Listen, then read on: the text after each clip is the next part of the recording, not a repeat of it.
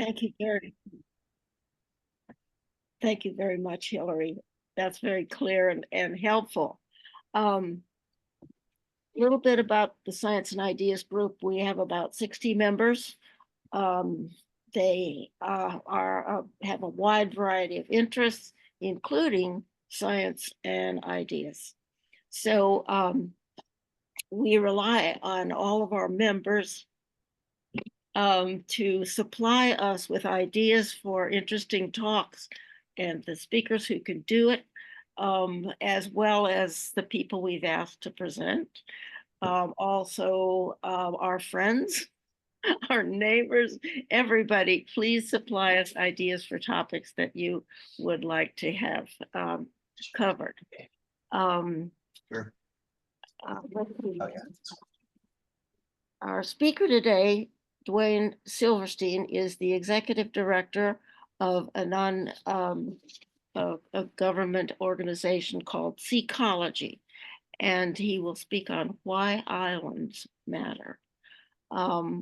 Roger Newman, who is here also, has the honor of introducing Duane.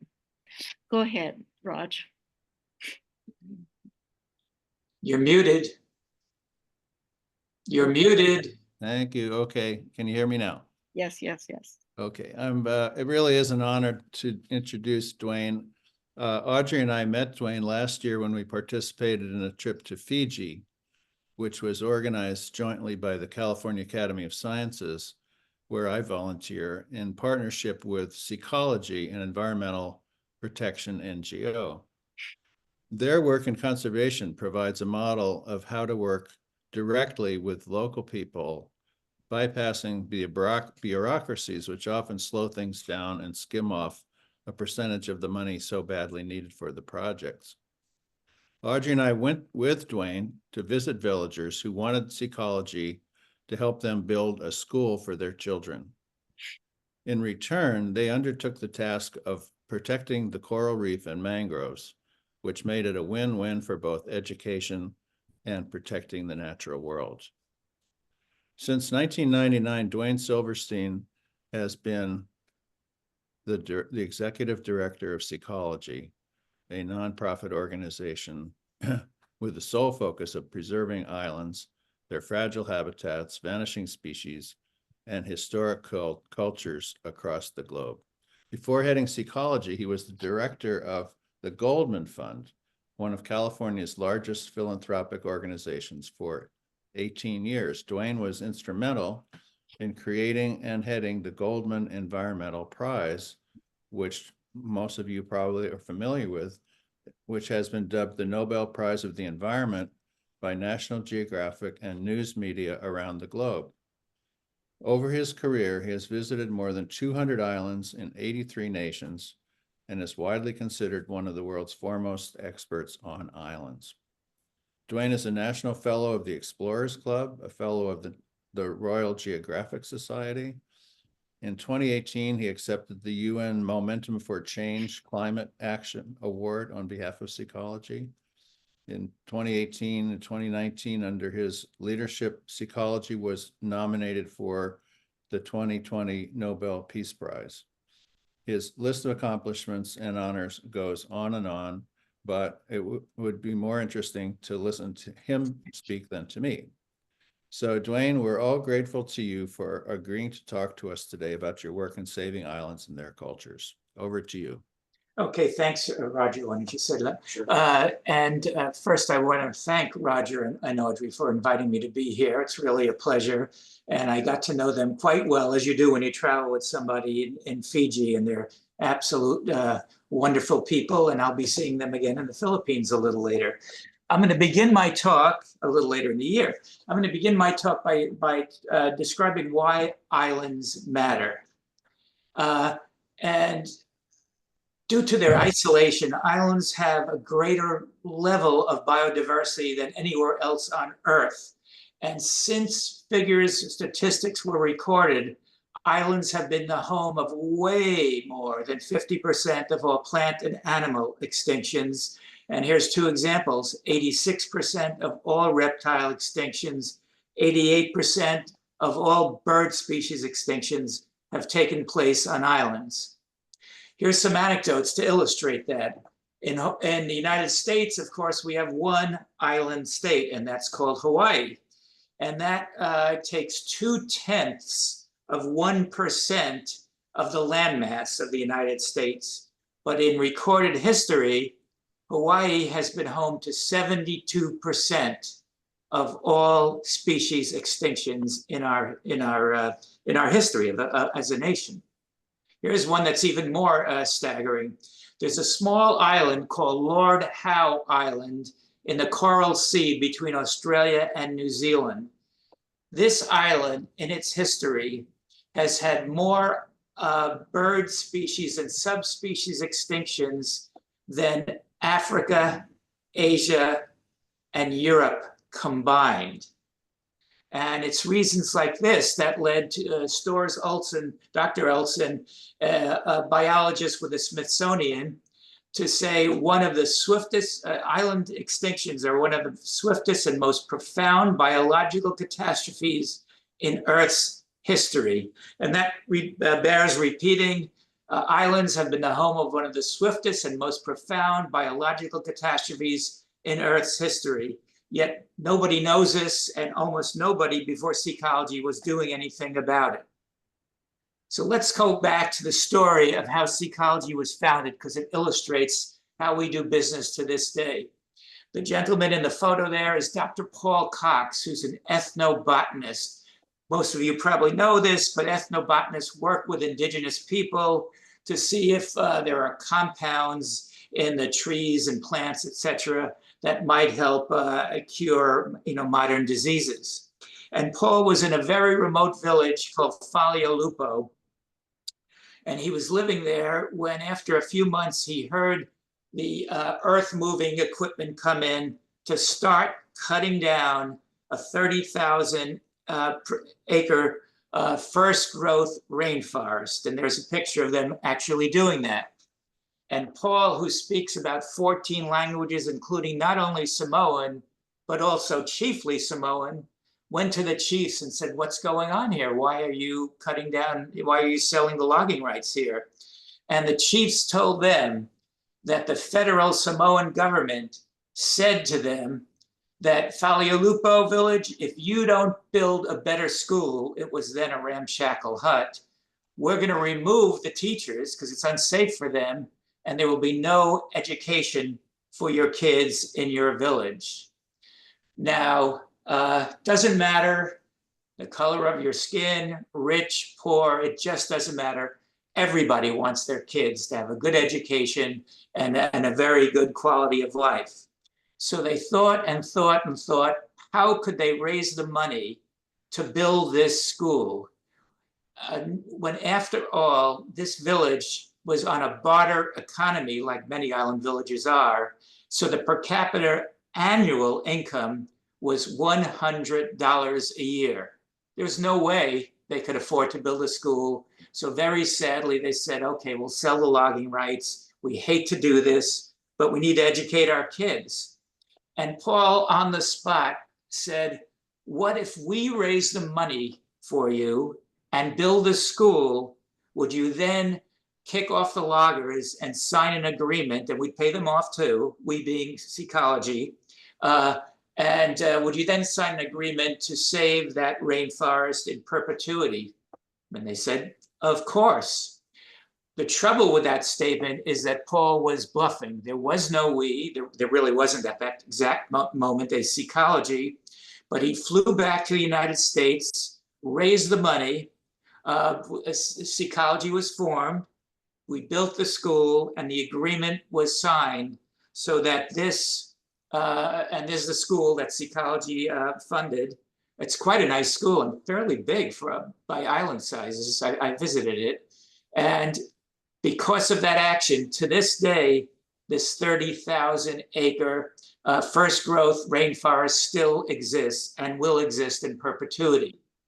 So after that happened, and everybody was happy and the loggers were paid off, but as soon as there was an agreement to this, the chief, one of the chiefs of the village of Faliolupo, grabbed a spear and ran to the nearest loggers and said in Samoan, the exact quote, "If you don't leave right now, you will be dust of the earth." And I call that pretty effective conservation. So they did leave, the company was paid off. The story goes on with great, great things, but I'll just leave it there. And then the decision was, okay, this worked so well there, why wouldn't it work on islands throughout the world? So, and that's what Seacology has been doing, funding these win-win situations, such as Roger described, where we will provide something tangible that an island village needs in exchange for something important for conservation. Could be saving a rainforest, coral reefs, mangroves, you name it. And the important thing for Seacology, and you're going to all roll your eyes on this because it sounds so obvious, is we let the islanders tell us what they need. One exception, if they want something that's bad for the environment, we won't provide that, but everything else we will. And that sounds so obvious to you, but the MO of the big conservation organizations in the US and Western Europe is not to listen to the local people. You know, we think you need this or that. No, they live there and they know what they want. And not only is this fair that they should get something for doing for the sacrifice, but really it's the only way that conservation is going to work in the long term, because they're going to still live there and so will their grandkids and all that. And so in fact, over the 400 plus projects we've done, they're not only successful, but they're successful in the long term. Okay, so now I'm going to move to some quick overview of some of the projects we've done around the world. And here, let's start in Havelock Islands, which is in the Andaman Islands, which is between India and, let's say, Thailand in the Andaman Sea. It belongs to India, actually, in the same way that has the same legal status, though it's not the capital, that Washington, D.C. has in the United States. So it does belong to India. And there, a village approached us and said they wanted to construct an environmental education center. And I want to point out, again, this was not our idea to do an environmental center. It's what they needed. They already had a regular, if you will, school. And in return, we asked them to preserve over 2,000-acre no-take marine reserve in a beach that Time magazine called the most beautiful beach in all of Asia. And I've been there, and it deserves that title. So here's the building that we constructed for the Environmental Education Center. And here we were okay, I skipped well, there's the Environmental Education Center. Now, after many years of turtles not coming on this beach to lay eggs, the first year that the no-take reserve was instituted, the leatherback turtles started coming, again, for the first time in 10 years. Could be a coincidence. I tend to doubt it, because they still are coming back. And I want to point out, this is not Photoshop. This is a real picture of a leatherback turtle. And those are not very small people behind it either. They're average-sized people. This is the biggest turtle in the world and the heaviest turtle as well. So that was just one bit of evidence how these marine reserves really work. Moving on to Vietnam, there's an island in Ha Long Bay called Cat Ba Island. And it's the only home in the world of one of the most endangered primates in the entire globe, called, fittingly enough, the Cat Ba langur, sometimes called the golden-headed langur. And the threat there were, when we started this project, I can't remember, it was below 50 left. And there were two threats there. The poachers were killing them for two reasons. One is for the alleged, fingers, quote marks in the air, Chinese medicinal market, because people in China, at least some, thought that ground up Cat Ba langur spine was good for your health. And the other reason is, in a sense, even grosser. It was for the exotic food restaurants on the border between Vietnam and China. So we did some inquiries, And we found out how much these poachers are earning, to do this, to kill these primates. And it turned out at the time, this was many years ago, it was about $40 a month. So we came up with the idea, how about if we pay them almost double, just under $80 a month to become the guardians of these langurs. And there are 3 former poachers right there who are the guardians of the langurs. And since this project began many years ago, after many, many years of declining population, the population has increased. And this is an old figure, 20%. So it's a lot more than that now. The kind of happy ending here is that a German Zoological Society heard about this project, liked it so much, so they have taken on the permanent funding of this project. So it does continue, which is wonderful. Okay, now we're going to go to whales. And we like to concentrate a bit at Seacology on ecosystems that are really important for sequestering carbon and yet are underappreciated and undervalued. One of these ecosystems is seagrass, probably the most threatened marine ecosystem in the world right now. Way more than 50% have been wiped off the face of the earth in the last 50 years alone. One of the big threats to seagrass is dropping anchor by boaters. And you'd think at first, okay, you drop an anchor is this wide for mid-sized boat or whatever. What kind of damage is that going to do? But you forget that the anchor and the currents are moving the boat back and forth while this is happening. So here's a picture of the damage that anchors can do. Pretty much every single one of these, these little holes that you see here were just done by a single anchor, with a boat anchoring overnight. So we've supplied both education and training for boat captains around there, as well as environmentally correct mooring buoys, so they could just tie the boats up to the buoys and not destroy the seagrass. Now we're back in Fiji, where I met Roger and Audrey. We didn't go to this particular village, but this is called Nasinga. It was on the same island we were on, Roger and Audrey, but way up in the mountains. And here, what they wanted was a water storage tank and delivery system, as well as their first ever environmentally correct flush toilets. Now, early on, when we started working at Seacology, we were surprised at some of the requests that the village had, particularly toilets. But it kind of makes sense. If you never had them and you knew what they were, you would want them instead of going out in the woods every day or whatever. But anyway, our focus was on the water delivery system, because without such a system, it's the women, and it's almost always the women of island or undeveloped country villages who have to spend hours each day lugging the water back and forth, usually with a bucket on their head, etc. But with a water delivery system, they no longer have to do that. But we were surprised when we got to this remote village. And by the way, they're starting a kava ceremony for the group there. The kava is the ground up root of a pepper plant that has kind of very relaxing effects. It's almost a quasi-religious experience in Fiji. And the kava bowl there is probably 80, 90 years old. And the way they pour the water and mix the kava hasn't changed in 400 or 500 years. But anyway, much to our surprise, we were focused on the water delivery system. They were proudest of the toilets that we provided.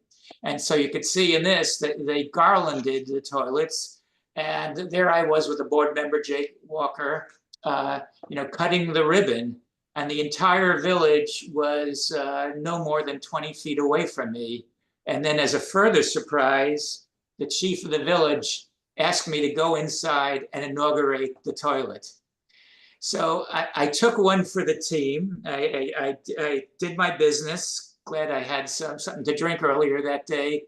And when I flushed the toilet, there were this grand applause from the entire village. Now I see that many of you who are joining us here are approximately my age. So the men in the group will understand that sometimes if I go successfully in the middle of the night, I applaud myself, but I've never gotten applause from anybody else for doing that. So that was a very unique and uniquely embarrassing experience. Okay, now we're moving over to Indonesia. And this is Daram Island in the area called Raja Ampat. And Raja Ampat has probably the nicest corals in the entire world, along with the Philippines, the highest marine biodiversity. There are more coral species in one bay in Raja Ampat than there are in the entire Caribbean, just as an example. And so we were working with an eco resort there, the Masul Eco Resort, and said, how can we help you protect this? They'd already established a marine reserve, but they said on this one island doesn't have a kindergarten. And it's really unfair to the kids because to go to the primary school, they have to go somewhat far away. And everybody else who's feeding into that have gone to kindergarten. So they're starting a year behind. So they really wanted a kindergarten. And they said, if you provide us the money, we will add another more or less 100,000 acres to this marine reserve. So that's exactly what we did. And there I went a few years after the kindergarten opened. And I just love this picture because, you know, the kids by culture have to have their heads covered. And if you see the kid in front of the teacher, he's got even, I don't know what they are, bunny ears coming out of his head covering, which I never put those two together. I happened to go back 10 years later, which was during this past year, and it's so popular, the kindergarten, there are now 2 teachers, so that part's a great success, and so is the marine part. This is an example of the incredible biodiversity in this marine reserve. Statistically, there are 10 times as many sharks in this reserve as there were 10 years ago when it started. And a prominent marine biologist said this is one of the few areas in the entire world where the marine biodiversity is actually increasing. So there's again the win-win. The village got a needed school, and the marine biodiversity not only is maintained, but it is growing. We have in our history 2 national initiatives. As you could see, most of our projects are on a village or villages level, but one of the 2 on a national level takes place in the Dominican Republic. And I mentioned that we like to focus on ecosystems that really guard a lot of carbon. And mangroves, seagrass, and peat are the 3 that are the highest in the world. The trouble with mangroves is that they're underappreciated wherever they are, and there are in most tropical islands. And this is a picture of mangroves with their aerial roots, as you could see them in that photo right there. But mangroves also are liked by mosquitoes and also have a swampy smell to them or whatever. On the plus side, they greatly ameliorate damage during quote unquote natural disasters such as tsunamis and hurricanes and the like. And they also filter the waters, so they make them cleaner. And they also serve as nurseries for fish that will go on, that hide in the roots, but then go on to populate reefs. But local people are not aware of that. They just think, oh, mangroves, who needs them? You know, let's cut them down or whatever. So it's critically important to educate the local people about them. And we're doing this on a nationwide level, 5-year, multi-million-dollar program in the Dominican Republic. And when I say educate, we're not talking about dry, boring school education, though that's a component as well. But it's a lot of fun things. You know, there you could see a mascot for the mangroves and all that, and the kids having a good time with it. We've done exhibitions at shopping malls and photo contests, and you name it, we've done it all. Also, a big campaign on social media and regular media. And one of the most interesting to me parts of this national initiative is what we call Play for the Mangroves. And we came up with the idea that Dominican Republic is a sports crazy country, particularly baseball for guys and volleyball for women. And per capita, the Dominican Republic provides more Major League Baseball players than any other country in the world. So we came up with the idea, how about we provide poor islanders from Dominican Republic with baseball equipment that they can't afford in exchange for them doing something on behalf of the mangroves. That could be planting or replanting, a cleanup. The ultimate purpose is not the good things that they do, which are important. It's to get them to become ambassadors for the mangroves and talk to their parents and their teachers and their classmates and their friends. And this is working remarkably well. So here we provide these kind of uniforms for the kids, which they really, by and large, cannot afford. And one of the interesting, there's been a lot of unintended consequences on our projects, and most of them are quite good. And there's one maybe I can talk about later if you ask me, but here's one of the good, one definitely good one.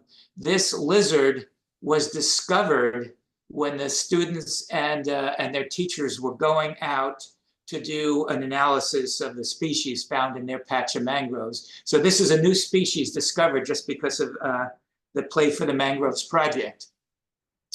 Another national level project we have takes place on the Cook Islands. Cook Islands are in the South Pacific.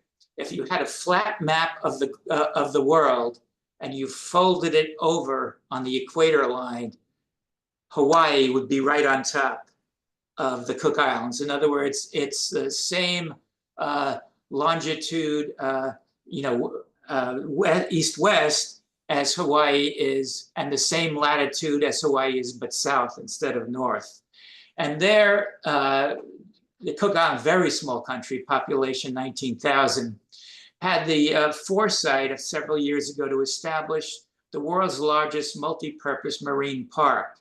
They dedicated all 100% of their EEZ, economic zone, to be a multi-use marine park.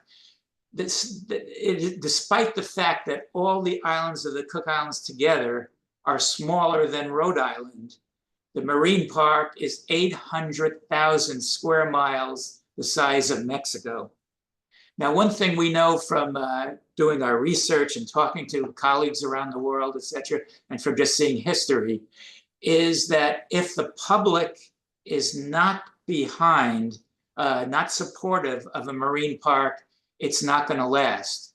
In fact, in 2 countries in the last year, Palau, which generally has great marine conservation policies, and Kiribati both rolled back their marine parks due to pressure from businesses and all that. So we said we can do everything so that doesn't happen in the Cook Islands. So again, it's a multifaceted public education program. The bottom of this photo, you can see what was, well, I guess still is, the largest breakwater in the South Pacific. And it was very ugly, gray. And the local people had the idea, let's turn this into a huge mural about Marais Moana, which is the name of the park, and the 15 islands that compose the Cook Islands. So it took many, well, about a year to paint the whole thing. It's beautiful. And Rarotonga is which is the main island of Cook Islands, is circular. So everybody passes it sooner or later, but it's also right, this mural right at the airport where tourists come in and all that. So it's just perfect placement for people all the time to see it and be reminded of how valuable this reserve is. And we did things like have a polo shirt design contest where the kids participated. And that kid on the second from the left is not a kid. He's the biggest sports hero in the history of the Cook Islands, a very famous rugby player. He's a Seacology Prize winner, and his nickname rugby was the Beast because he's not a small person, very nice person. And these kinds of shirts are very popular within the Cook Islands, and there's the winning design. And the Prime Minister himself very often wears this kind of shirt, and you could see them all over the island. So that's another way to get the word out. Now I'm going to talk about some of the expeditions we run several times a year. Let's start in Tonga, another South Pacific island country. And there, the project we visited was to support the protection of 2 fish habitat reserves totaling 368 acres in exchange for the refurbishment, complete rebuilding of the community hall you see in the back of that photo. And that has been very, very successful. Incredibly enough, you may remember 2 years ago or so, there was the biggest volcano in the last 100 years in the globe took place on Tonga, not horribly far from this center, and it survived. I mean, had a little damage, not much, a miracle really. And we do maintain the projects if they do have some natural damage, by the way, but not much needed in this case, amazingly. And so there is, in the Marine Reserve, there's the sign in Tongan and in English explaining what it's about, where you can't take fish. And while we were there, we actually went swimming with humpback whales, which was just a phenomenal experience, really, really incredible. Okay, and this is an area of coral reef in the Red Sea. The Red Sea is the most dived spot in the world, not because it's the best diving, just because it's closest to a major population center of Europe and Russia et al. And what they wanted there, they just wanted the money to put mooring buoys so people wouldn't drop anchor on the reefs. And there, actually, that's me on the right, helping them install the buoys along with members of our group who wanted to participate. So we really got our hands wet, so to speak. And here's a photo of us diving. This is the one misleading photo that you'll see here of the trips, because that's a Napoleon wrasse, and they are not small. They're 2.5 to 3 feet big. But because that fish was so much closer to the cameraman, it looks like they're bigger than human beings, which leatherback turtles are, but not this fish. Okay, here we are in the Maldives, a bit south of India. And in every species of turtle in the Maldives is endangered. And the government there had the foresight to pass a law years ago saying you cannot take turtles, you just can't hunt them from the sea. So that was really good. But like so many laws in the United States or elsewhere, there was a major loophole. They did not put protection for sea turtle eggs in the law. So guess what was happening? People were starting to take the sea turtle eggs, which does not bode well for the future of the species. And so we approached them. We worked with the Four Seasons of the Maldives. The director there of the resort really loves Seacology. And we approached the village through him. And I said, what tangible thing do you need? And they said, well, we need a school. And so we said, okay, in exchange for that, would you become the first island in the Maldives to ban the harvesting of sea turtle eggs, which they did. And there we were for the opening of the school. And you can't really see it out the back window if you look through the school. But in the early part of this century, there was the great, Southeast Asia tsunami. And at one point, not the same point, but at one point in time, every square millimeter of the Maldives was underwater, including this school. But again, it was built so well that the only damage was the copying machine got waterlogged and some doors warped. So of course, we replaced those things. And so really, again, another example of a win-win project all around. The Four Seasons actually served as a general contractor for this. They made sure the construction, was up to standard and all that. We paid for it, but they did that, and we did a lot of snorkeling there, in this case with some manta rays while we were there.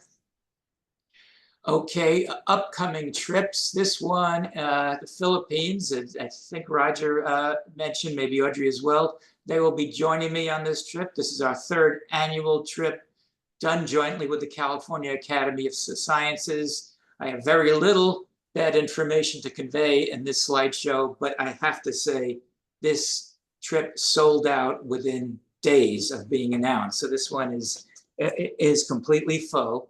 And then there's nudibranchs, which we're going to see in the Philippines.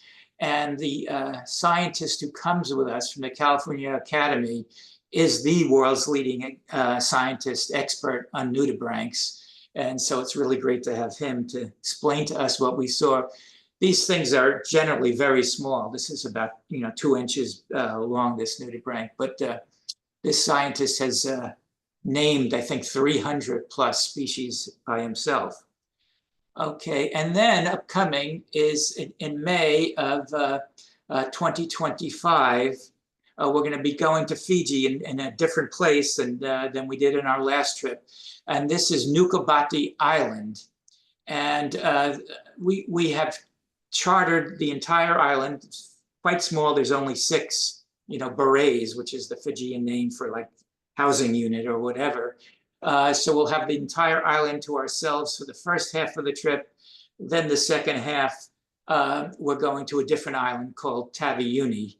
And not all of our trips involve snorkeling or diving. You certainly don't have to be a diver to come on, and enjoy our trips or anything like that. There are maybe 2 berets units left on this trip because it was just announced. And that's a blue ribbon eel. We'll see many of them in Fiji. And we'll visit a project. And what's interesting, we're visiting a project, because we do this sometimes on our trips, that Roger and Audrey visited with me, which we didn't know would be a project. They had a proposal before Seacology, but we went so everybody could see and join in the process of deciding, is this worth pursuing? And we had, the people were beyond wonderful, as they are everywhere in Fiji, but we had a lot of questions to be answered before we went ahead. So we just went ahead and signed the deal a few weeks ago, so it should be open. Oh, it is a new school we're building in exchange for a marine reserve and some mangrove planting, etc. And one other thing, just to tell you, we're getting near the end of the presentation, that on October 14th at the David Brower Center in Berkeley, we have our annual Seacology Prize ceremony for an outstanding island environmentalist. It is free. We don't charge for the event, and but people do have to make a reservation in advance so we can have a little control over how many people are coming and all that. So if you're interested in coming, again, no fee and no fundraising at the event, but just log on to seacology.org/prize or check our website and whatever. And I think one last thing to say here. So this is an overview of what we have accomplished. So we've launched 432 projects in 70 countries, saving 1.5 million acres, 28 field representatives who work on a very part-time basis. And as Roger and Audrey know, from seeing our field representative in Fiji, they're all fantastic. We only have 9 full-time staff. And if you were to compare that with the organizations that are a lot better known than we are, we're talking hundreds and hundreds of staff and et cetera. So we don't want to get too big staff-wise because we want the money to go primarily to the island projects. So with that, thank you for listening, and I'm happy to take any and all questions you might have. Audrey, you're muted. Screen share. Okay, Good. Duane, thank you so much. That was just wonderful. I love how you showed such variety in spots and things that the people want. We saw schools, and we saw, I think we may have seen a a solar installation that you guys did, but to learn about all the variety of things that can help these people, it's just really great.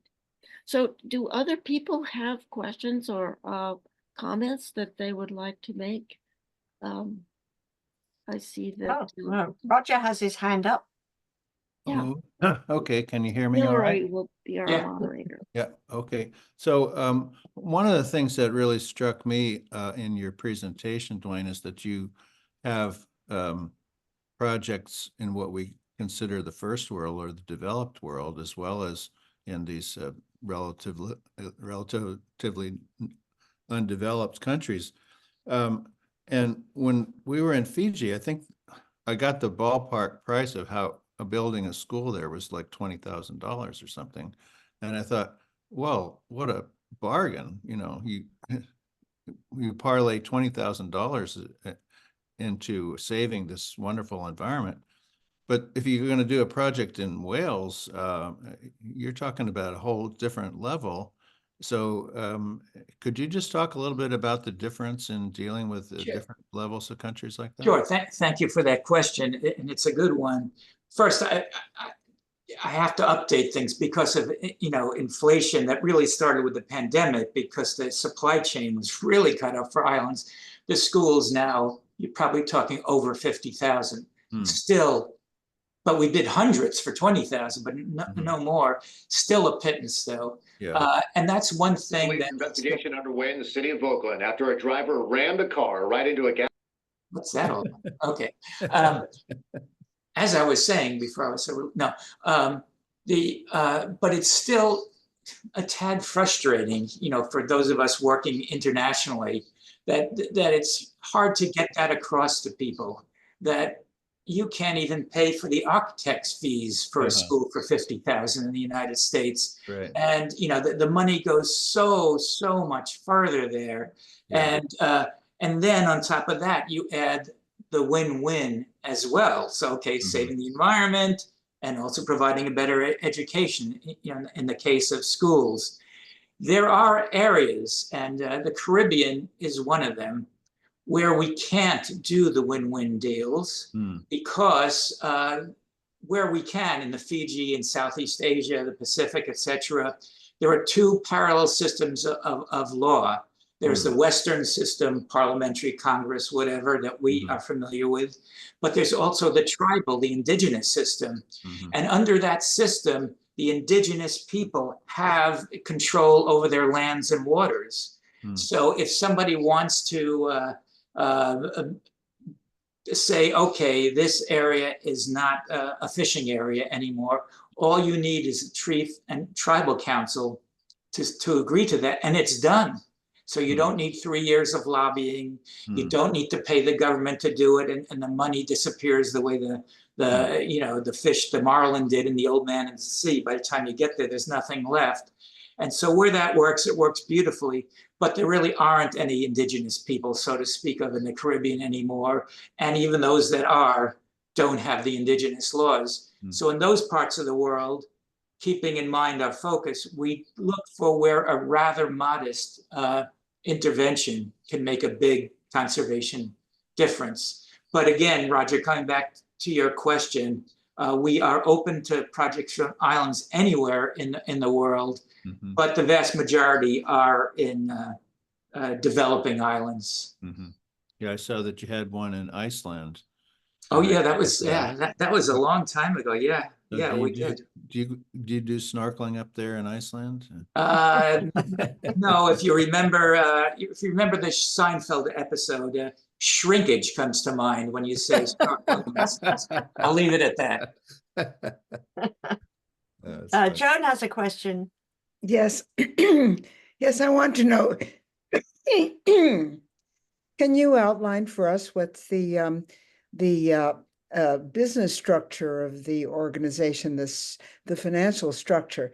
Do you get your money from tourism, or do you get your money from donations, or where do your resources come from? Okay, it's the usual mixture. But let me first say that we don't really earn money from our trips. We don't want to lose money, but we don't earn money. What's more important is people come on them and get exposed and all that. And then so many people, again, I don't want to beat the dead horse, like Roger and Audrey do become generous donors. But so the combination is from donors, particularly, but not exclusively, donors of means, from foundations as well, from one or two, not a lot, corporations. And so it's the usual mixture. We are not a membership organization like, let's say, the Sierra Club, just because that entails a lot of work and a lot of hassle and a lot of politics, and we don't want to, this is not negative about the Sierra Club. I mean, it's good for them, but we don't want to get involved with that, because then you start having to hire 4 people just to deal with your members, and it's just not what we want to do. So there's nothing really surprising about our donors, and how we get them sometimes is surprising. So on the last, on a trip to Fiji 2 years ago, we had a person come, husband and wife come for the first time, and they're from a family of great means. And they came and they were so blown away by what they saw that she posted something on her social media, Facebook or something like that. Then a friend of hers from university a zillion years ago said, I think I know somebody who might be interested. Can I share your post with him? By all means, that's why I put it on social media. So we shared the post with this person, and we ended up only months later getting a $2 million grant from this person, which was just so shocking, and so pleasantly shocking, I should say. So sometimes there is that surprise, and we've been on an incredible roll for so many years of winning all these awards and all that, some of which Roger referred to. But just earlier this year, we won something called the Lippman Prize, which is an international award, and 130 organizations around the world applied. We got selected as the grand recipient, and with it came $250,000. So there is that odd source once in a while that we love, but it's the usual mixture. Miles, you want to ask your question? No. Oh, I can. Yeah, go ahead. Miles was on the board of an organization called RARE, which is headquartered in Arlington, Virginia, and they have much the same philosophy as you. They're much, much larger now, but they operate in that same way, and I wondered if you knew them. Yes, I know them very well, and what they pioneered, to their credit, you may remember a photo in my presentation in Dominican Republic where there was somebody wearing a costume or whatever. Rare really started that. And when I mean that, I don't mean costumes, but yes, that too. They realized the way to get people to save their forests and reefs is, correct me, Miles, if I'm wrong about this, is getting people to kind of adopt this really charismatic species, whatever it is. And that's a way that the citizenship can connect much quicker and much better with saving this forest. Oh, we have to save this forest, of course, to save this parrot. We have to save this coral reef to save this fish. Now, so I give RARE tremendous amount of credit for that. In recent years, one might ask oneself, did they grow too big too fast? That's all I'll say. Yeah, okay. But they did a great job doing. Yeah, that was Paul Butler and the Pride campaigns, they called them. Yeah, where they picked generally an endemic on an island. exactly. And then they educated everyone about it, and they wrote songs. Great success, very clever. Everything. All the credit in the world for that to them. Good, good. And by the way, we are not at all competitive with any environmental organization. Last time we looked at it, which was a few years ago, I think we had worked with close to 200 different environmental organizations. because we don't believe in reinventing the wheel. If some organization, even one that's kind of might be fuddy-duddy-ish and have too much bureaucracy, but they may have a great person on XYZ Island. And so why not work with them in that case? Yeah. Thank you.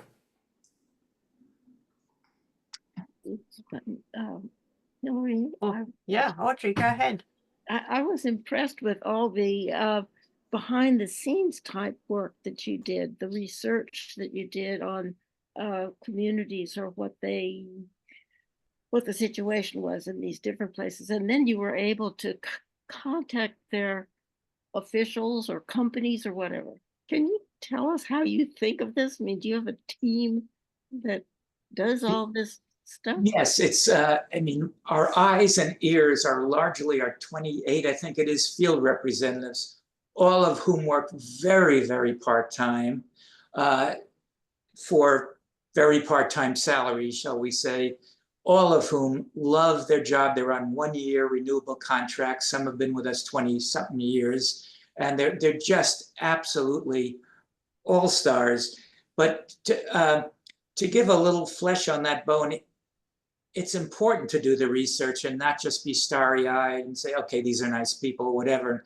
Maybe an example or two of that. One is many years ago, we did a project on Fiji, Samoa. And well, it was a school for, for rainforest or something reserve. While a group of us were there on a trip, the villagers approached us from a village on the other side of the island. And they said, wow, we would love to do the same thing with you, but in this case, we'll dedicate a marine reserve and we need a library. All sounded great, but when we started talking to them, they were talking of making the entire huge bay in front of their village a marine reserve. And right away, we knew they weren't serious because they'd starve to death if they couldn't fish. And, this is as far as they could reach with a boat. So we have to make sure everybody's really serious and the village is, by and large, everybody is on board and all that. We also have to make sure that they really do have title to their property. I mean, in almost every case they do, but you have to make sure before you go ahead. Weighing that against, we don't want to turn this into bureaucracy. One of our kind of many slogans is, because a lot of these people have never written a proposal in their life for a big foundation. So, if you need something, just carve it on the outside of a coconut and float it to our office or whatever. And we don't hold that against them. And when we have contracts to sign, there was one case in Papua New Guinea, everybody had to sign with an X because they were all illiterate, and that worked for us. So, but yeah, we do the research, but one of the things that frees us up when you have a project being relatively inexpensive, it doesn't make sense to do 2 years of research on a $30,000 project. So we don't. We do the research thoroughly, but we're not going to spend years doing it and get slowed down in all this kind of red tape. For our national level projects, we do spend about a year researching them, but the village ones, no. Okay, well, good. Well, congratulations on all of these successes that you have. It's just so wonderful for the environment and for these people too. But a lot of times projects overlap and don't consider the people as much as you do. Well, I would almost say the modal way of the big Western conservation NGOs is not considering the people. That happens more than it doesn't happen. Mm-hmm. And I understand it's much easier to do that way and all that, but it's not only not fair, just not going to work in the long term. And there are many very, very good organizations out there too. I want to add that as well. Roger has a follow-up. Oh, yeah. So I was struck by your comments about the Maldives, that the entire country was underwater during the tsunami. And it strikes me that with the melting of the glaciers that we're going to see a lot of countries go under. But on the other hand, there are countries like Fiji, which are volcanic. And so there is a lot of high country there. Do you see a big difference in the kinds of projects that you want to pursue and how well they'll be preserved when we suffer more global warming? That's a really good question. And the board has tackled that issue because it just, just coming up more and more often. One project we did in Fiji was actually the government required a village that was on the coast to move inland because it just started getting flooded too often. And so we helped them provide a community center for the new inland village. But it's also, I want to point out, an issue that's relevant now, and most of us don't think about it, but rising seas through climate change is actually happening now. And the way is through tidal surge. And you hear over and over, and you hear two things over and over again on every island. First one is, my grandfather used to go out fishing and he told us that it would be 2 hours and he couldn't even fit any more fish in his basket. My father went fishing, it was 4 hours and the basket's half full. I go out fishing 6 hours and maybe it's a tenth full. So you hear that. But the other thing you hear is the same thing. My grandfather told me when we had the storms, which we'd occasionally get, the water would come in 20 feet. And my father, 25 feet, and now it's 70 or 80 feet. And why that is so devastating, besides destroying people's houses or whatever, it's contaminating the water table with salt water. So they can't farm things, there, they can't harvest for another 20 to 30 years. And it's happening now. It's not something necessarily in the future. But one thing, again, going back to the other part of your question, the board does like us to take into account, where is this thing located? And if it's on the coast, which many of our projects are, how is that doing as far as, rising seas? Wow. Well, thank you all for lasting. I'm glad that nobody could say to me, as somebody said prominently on television recently, that people are bored and leaving my speeches in droves. I won't mention who that is, but you want to be nonpartisan, but thank you for staying. Well, thank you very much. Well, thank you very, very much. Are there no more questions or comments for Duane? Well, I hope to see some of you at the Seacology Prize ceremony. Oh, Okay, cool. thanks very much. Anything in the chat? Well, Duane, your talk was Yeah. very inspiring and very informative. Thank you very much. And thank you to the participants here for your comments and questions. That's always. Yes, thank Say you. more about what will happen at that ceremony. Okay, quickly at the ceremony, what happens is at first there's a reception, just finger food and all that, and after the reception there's a theater in the Brower Center called the Goldman Theater, and we have a ceremony. And one thing we try very hard to not to do is to bore anybody. So the ceremony is often very emotional, but even when it's not, it's very interesting. So I'll give a presentation about some of our projects in the last year. Then we'll introduce the prize winner by about 8 or 9 minute video. Then the prize winner will speak and he'll receive his honorarium and his trophy and all that kind of thing. And it's short but sweet. The whole ceremony itself from beginning to end is maybe an hour. But people are generally moved to tears. So I don't know what will happen this year, but it's just a fun event. Great. Well, before you guys go, I want to let you know that our next Science and Ideas presentation is going to be on climate change and oceans. It's the presenter is Veronica Townsend. She is an ocean and climate scientist at the University of South Florida College of Marine Sciences. Wow. And that'll be October 10th 3 p.m. and the URL will be the same as it was for Duane's talk. So Great. thank you again. Thank you all again. Thank you, Okay. Duane. Really nice to see you, and thanks Yeah. for the info. See you soon, I hope. Okay, take care, everybody. Okay. Thank you.